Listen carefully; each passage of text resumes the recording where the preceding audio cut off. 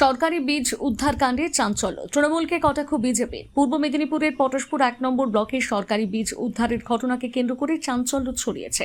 অভিযোগ, ব্লকের কৃষি কর্মাধ্যক্ষ সনাতন পরিয়ার একটি গোডাউন থেকে সরকারি লেবেল লাগানো বস্তা ভর্তি সরষে ও বাদামের বীজ উদ্ধার করেছে পুলিশ।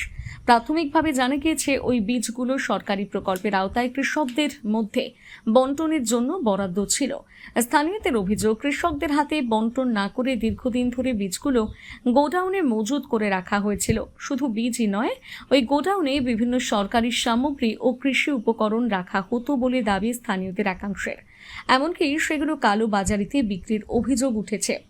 ঘটনার খবর পেয়ে পুলিশ ঘটনাস্থলে পৌঁছে বীজ ভর্তি বস্তাগুলো বাজেয়াপ্ত করে। স্থানীয় বিজেপি নেতা ও কর্মীদের উপস্থিতিতে উদ্ধার হওয়া সামগ্রী পুলিশের হাতে তুলে দেওয়া হয় বলে জানা গিয়েছে। এই ঘটনাকে কেন্দ্র করে কাঁথির সাংগঠনিক জেলা বিজেপির সদস্য সুকান্ত প্রধান তৃণমূল কংগ্রেসকে তীব্র কটাক্ষ করেন। তার অভিযোগ, কৃষকদের জন্য বরাদ্দ সরকারি বীজ প্রকৃত উপভোক্তাদের হাতে পৌঁছয়নি।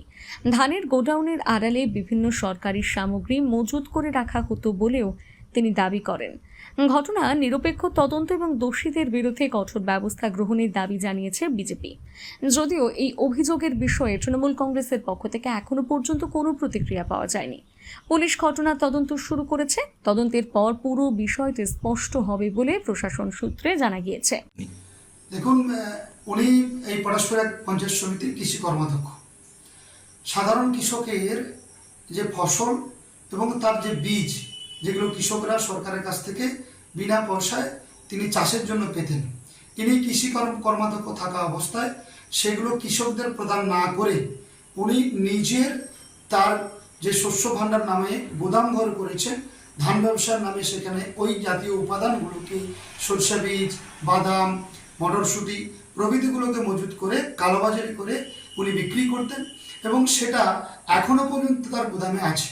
আজকে এলাকার মানুষ তিনারা নজরে এনেছেন, পুলিশ প্রশাসনে এসেছেন। আমাদের প্রিয় মণ্ডল সভাপতি অসিত ভাই ছিলেন, আমাদের ওখানকার নেতৃত্ব সত্যেন মহাদেব তিনারা ছিলেন, আমরা ওখানে গিয়েছিলাম।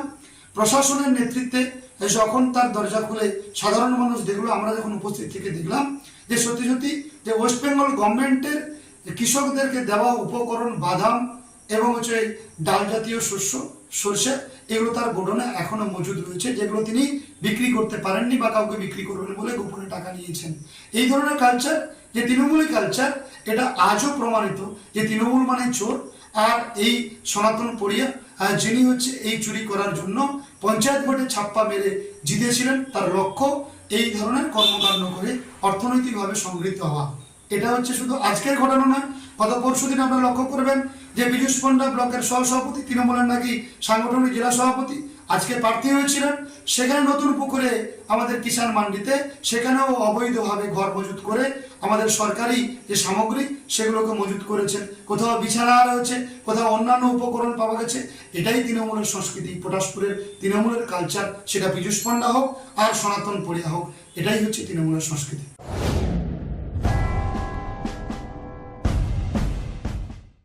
আপনার উজ্জ্বল ভবিষ্যতের লক্ষ্যে এক নির্ভরযোগ্য পদক্ষেপ মেদিনীপুর ইনস্টিটিউট অফ টেকনোলজি। আমাদের কেশিয়ারি সেন্টারে বর্তমান সেশনে বিভিন্ন টেকনিক্যাল কোর্সে ভর্তি চলছে।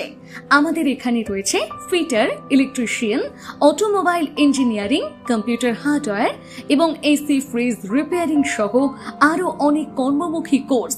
ন্যূনতম অষ্টম শ্রেণী, মাধ্যমিক বা উচ্চ মাধ্যমিক পাস ছাত্রছাত্রীরা আজই যোগাযোগ করুন। আমাদের বিশেষত্ব, কোর্স শেষ হওয়ার আগে খড়গপুরে প্লেসমেন্টের সুবর্ণ সুযোগ, সাথে পাবেন সরকারি শংসাপত্র, ফ্রি ওয়াইফাই সুবিধা এবং বিনামূল্যে স্পোকেন ইংলিশ ও পার্সোনালিটি ডেভেলপমেন্ট ক্লাস।